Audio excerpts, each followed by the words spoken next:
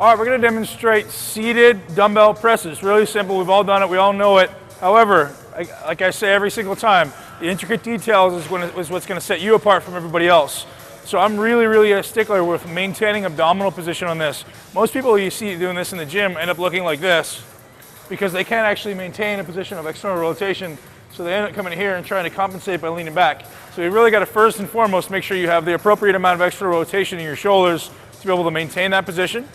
Second, we're gonna make sure your abdominals stay really tight so we don't end up doing this because we don't want to turn into a chest exercise. It's not wrong to do it on an incline. It's just not what we're trying to accomplish. So what we want to do, anytime you're approaching anything, whether it be for your chest or your back, you want to take your muscles through every range of motion. So if we're doing a shoulder movement, it should be completely vertical. If I want to turn it into a chest movement, then I could even just lean back 10 degrees and all of a sudden it's a chest and shoulder. So when you're training your chest and shoulders, you should actually be doing every appropriate angle all the way through this entire range. So the one that everyone neglects and why we get shoulder problems is no one ever takes it into this vertical plane, so you get strength gradients. So what we want to do is make this one as vertical as possible. So the bench is literally straight up and down. Ryan's going to slide his butt right back and really keep his abdominal engaged.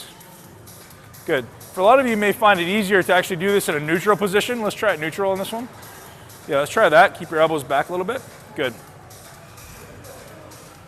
Good. So a lot of you may have tight pec minors, or keeping your elbows back will be difficult. Good. Shorten your abs a little bit right there. Stop right here. Shorten the abs hard, like a good crunch. Good. That's what we need right there. So I don't even want you leaning back. There you go. I mean, you're going to have the bench there against your back, but I don't want you to shove into the bench. Good. So he should be very vertical with that. Good.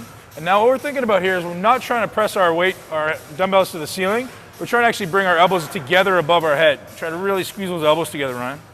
Stretch, abs are tight, and squeeze those elbows together. I got you. Come down, abs tight, lock the abs down again. Good, the bottom of every single rep, we lock those abs. Let's go. 2 more, come on, push those elbows. Push those elbows. Good, lock the abs, hard. 1 more, come on. Squeeze. Good. Good. We're gonna do 1 more set of that. I want you to try a little lighter weight.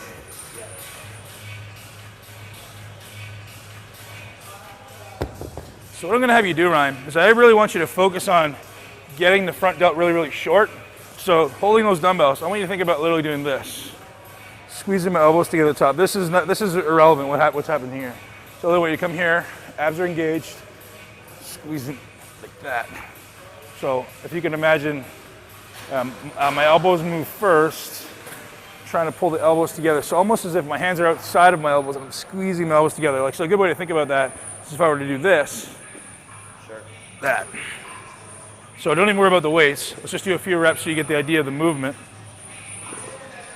So yeah, sit back. Sorry. Engage the abs really good. Good. Externally rotate. Exactly. Good. Sit. Squeeze. Really. So now even back here. Now squeeze your abs.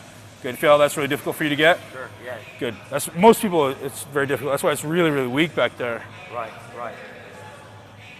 Good, so we're trying to squeeze, push this together, exactly. That's why the neutral position is a little bit easier. So even way back, abs again, abs, good, right there. I want it to be uncomfortable. Good. Good, so for those of you that can't actually access this range of motion, a great way to do it is get a training partner to help you with this. So come all the way to the top, push back into my hands. Now contract your abs. Good, keep pushing back here. Really hard to do. So what we're doing is actually a 6-second isometric. Ryan's giving me as much pressure as he can, which is probably not that much, but good. So what we're trying to do there is activate these muscles and tell your nervous system, hey, it's time to actually turn this on now. So most people who get to this position, it doesn't actually happen at their shoulder joint, it happens at their spine. So most people have the ability to come to about here, and then they go like this to do the rest. So we're trying to prevent that. So we're trying to teach your body how to get to this position so you can really build those delts. Want to try that with some weights? So even if you get 6, let's do a really controlled range. Really controlled tempo. Lock this. Hard. There you go. Good. And squeezing this together. So in an ideal world, he'll get these perfectly straight. He can't do it because they won't get short enough. But in an ideal world, you guys at home. There we go. So this doesn't exist. We're squeezing those elbows. Good. Nicely controlled tempo. Let's go to a 4-second concentric. 4 seconds on the way up. Keep in the right position, keep in that position. Squeeze. Good. Keep going, come on, man. Squeeze those elbows, keep them back. Abs, abs, abs, go 2 more, let's go. Elbows back. Good, come on. Abs, abs hard, let's go. Squeeze the elbows, squeeze it hard at the top. Come all the way to the top and squeeze. All the way to the top and squeeze. Good. It's a lot harder than you think. So you get these guys, I mean, I'm just going to give it as anyone else. I'll use 150-pound dumbbells, 160-pound dumbbells on this exercise, but it'll never get to this position. That doesn't mean either way is right or wrong, like I say, but you just want to make sure at some point in your training regime, you're getting here, because it's really, really weak there. And again, it's not a matter of putting the dumbbells here because there's no resistance. It's a matter of coming to about here, where the dumbbells are slightly outside, or they hit my wrists are slightly outside of my elbows. So there's still a little bit of tension pulling you this way. We're just trying to get that really short position. How'd that feel, man? Yeah, that's tough, man. It's, like you said, you can go up to 100 plus dumbbells, but when you try to get that full extension and bring the elbows in together, it's because these muscles are getting really short and they're not used to that. So you're really overloading this. Yes. As opposed to staying in your power position in the middle of the range, we're getting that really extreme range.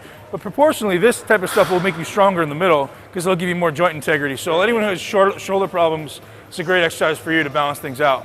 That's it.